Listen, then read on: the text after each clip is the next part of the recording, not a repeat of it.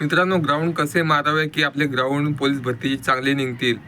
तर आपल्याला 40 plus ground घ्यायसाठी मित्रांनो तुम्हाला सर्वात चांगली गोष्ट सांगतो.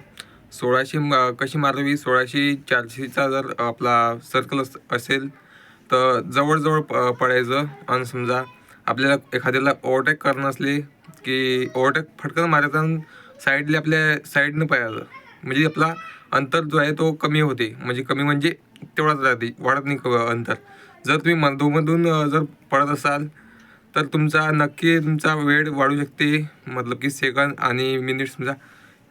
आणि अंतर वाढतो, टाईम वाढतो. आणि मित्रांनो 100 मीटरचा जर म्हटलं, जर आपला ग्राउंड कडक आहे तर तुम्हाला शूजवरती मारायचे 100 मीटर. कारण की आपले पायाला जे दणके लागत नाही. आणि शूज जे आहे ते असे स्पंज होता आणि दूर फेकता पायाला.